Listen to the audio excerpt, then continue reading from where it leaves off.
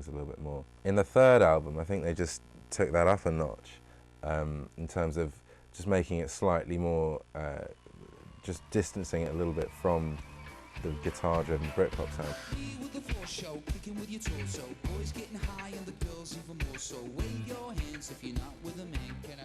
Rock DJ was a bit of a break from all the ballads that Robbie was putting out.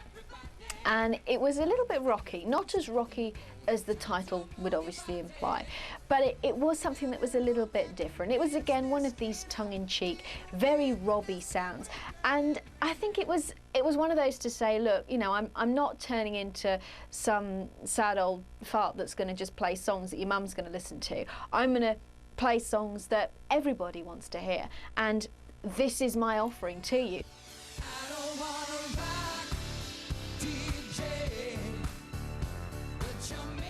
When you look at some of the Robbie songs, you can see where he might well have plagiarised cleverly little bits of other songs, and not unknowingly, quite deliberately, and that's fine. He would have paid them off anyway. But like, there's a Rock DJ, all that starting bit, the dun dun dun dun dun dun dun, is an old Barry White song, but obviously the lyrics are his.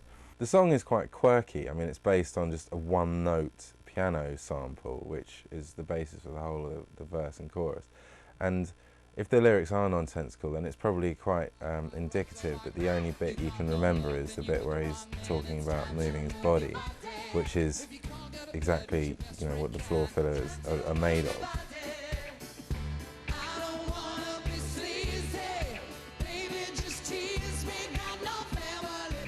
The other song, of course, that was on Sing When You're Winning, which was the big hit, was the duet that Robbie did with Kylie Minogue, which was called Kids. And I mean, I remember them doing that at the Brit Awards, and it was a great song, and it was an unusual partnership. You didn't really expect Kylie and Robbie to team up, but I guess it made a lot of sense because they were the two acts that were very big in the UK at the time, and you know, it was a great move. Of course, the fans of both will buy the singles, so you know, in terms of that, it was a great move, it was a great song. It showed off, again, Robbie's vocal abilities.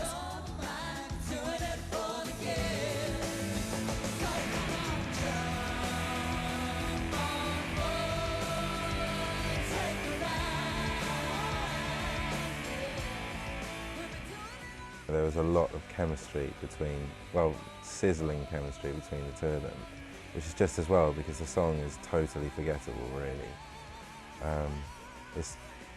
It's just kind of a vivacious and vacuous exercise in hamming it up, really. I've always thought that the funniest songs were the best, the humorous ones, and that can be doing Kids with Carly, has some brilliant lines in it, really very, very funny, and the whole thing is like a big spoof from the start. Let Me Entertain You, again, was really good, doing the Kiss pastiche. I've always found the best thing about Robbie is the way he subverts himself while at the same time celebrating himself, and the best songs he has are the ones where he does that. I still can't put my finger on why Robbie hasn't broken America. You know, and if I could, I'd be a very rich man, and I'd be currently his consultant for the American markets. But he's struggled for a number of reasons. I mean, everybody will say in the music business that if you're going to break America, you have to work damn hard. You know, you have to be out there for weeks and months on end, and you have to do the full range of radio stations and college stations, which are so important to the charts there. You have to be around, you have to get in people's consciousness, and you can't just carry your success from Britain with your eccentric, cheeky, chappy British type thing and expect the Americans to really go for that. When they first launched him over there, the album they used to launch him was the second or third one down the line. So basically, as David and Robbie was hating the kind of intrusion into his fame that he gets over here. He's writing all these anguished songs about how hard it was being Robbie Williams, how do I cope with the fame, how do I put up with this? And of course they hadn't heard of him, so all they got was this guy moaning. They said this British guy suddenly appeared, complaining about being chased down the street by paparazzi. They'd never heard of the guy. When he did appear on American chat shows, I think the reaction was, who the hell is this guy? And who the hell does he think he is, coming over here and pretending he's already a star? That was the point. I don't think he'd earned their respect.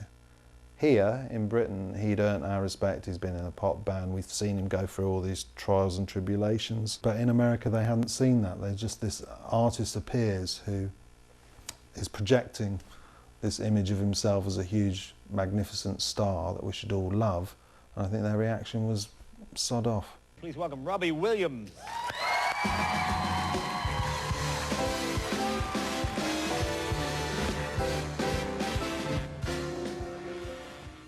call me cynical, but I still think that Swing When You're Winning was an effort to actually try and break America by doing these big show-stopping tunes, by getting people like Nicole Kidman and Rupert Everett to do duets with you. It's not something that you would automatically do, but I suspect that was the reason that it was done.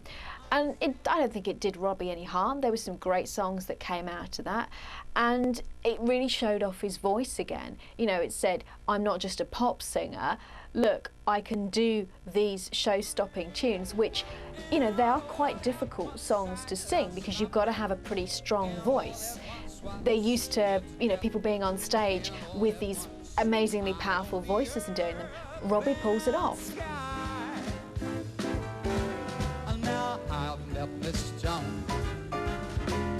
And we'll keep on meeting till we die, Miss Jones and I. It was very popular, and not to be discounted that it coincided very, very well with Christmas release, and it was huge over Christmas. It was on he was on Parte all the time and on Radio 2, either in person or just his radios are playing. He was on Bridget Jones, which is a massive, successful film as well. He was the soundtrack for that.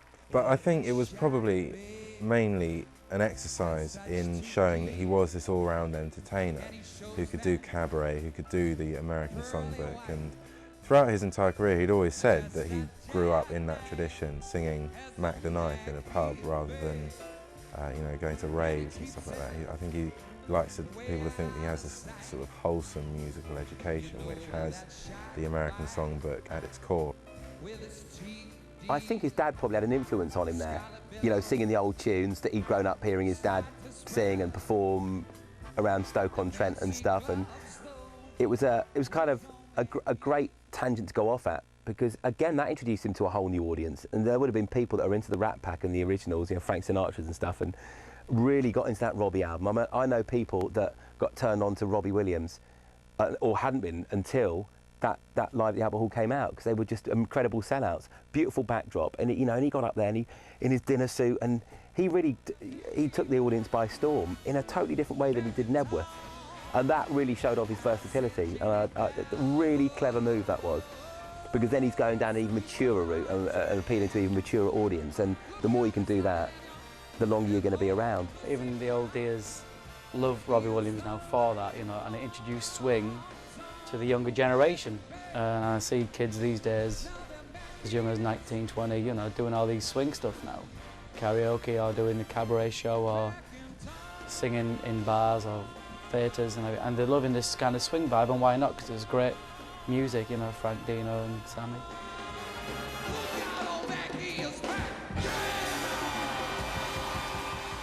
I think after the whole Swing When You're Winning album and all the amazing TV personality things that he did, I think it was a bit of an anticlimax, because that was around about the time that he actually went into rehab.